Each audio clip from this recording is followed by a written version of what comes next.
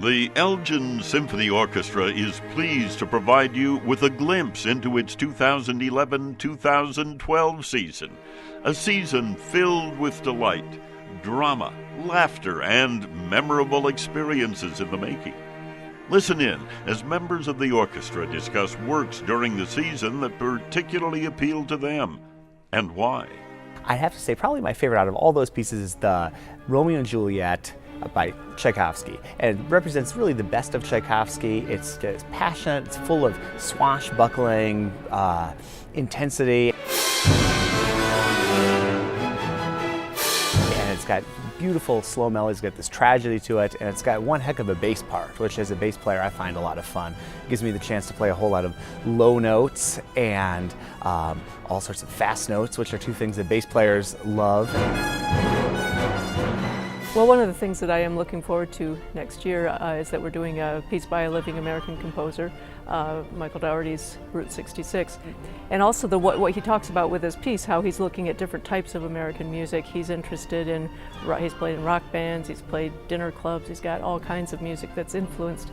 And that sort of speaks to the sort of people we have here on stage too. We're not all people who just sit and play symphonies all the time. People are in bands or they play different types of music, have different interests, and it's neat that, that we're doing a piece that sort of reflects that.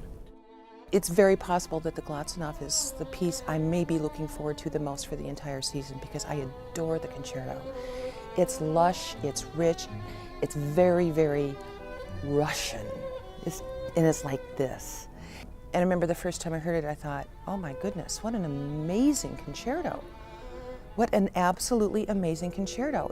It starts out very, kind of roiling might be a good word, just dark and emotional, and then all of a sudden it just bursts open into sheer happiness.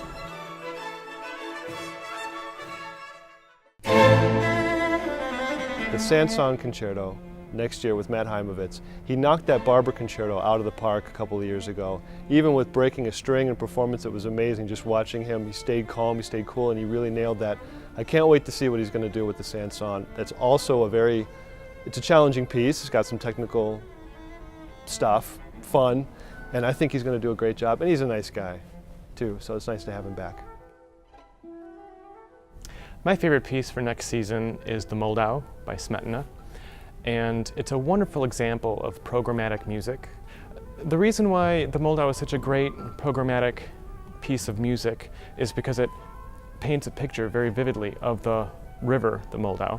And there's parts of the piece where there's a hunt, and there's also a peasant wedding, and there's some other sections that really vividly depict the scenes that Smetana had in mind when he wrote the music.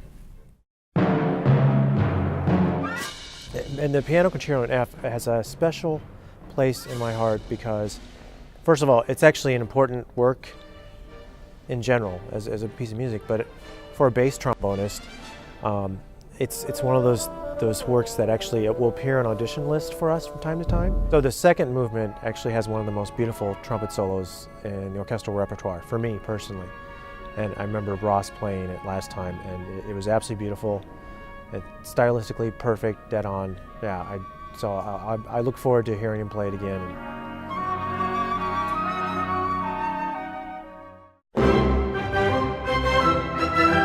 Oh, the Bizet Symphony in C. Well, you know, really the thing about performing a piece in C major is it's such a clear and bright and sunny key. Nobody could not like C major. Bizet wrote this piece when he was 17 years old.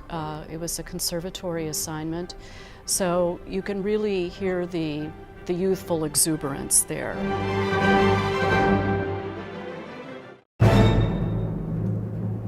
I would have to point to Stravinsky, the Firebird.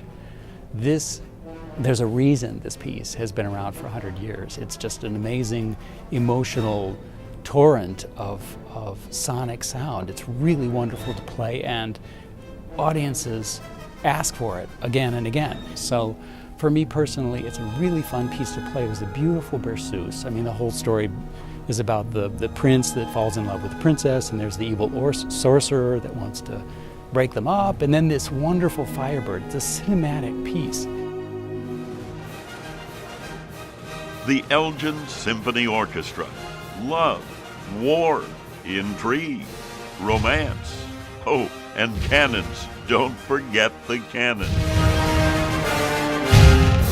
Cannons are cool. It's always fun to have cannons.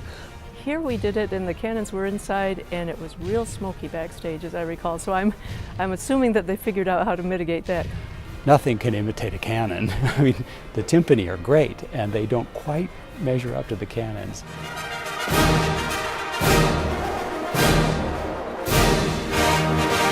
Reserve your seats now for a season of exhilarating live symphonic performances. Visit the website, www.elginsymphony.org. The Elgin Symphony Orchestra. Savor every moment. Hang on every note.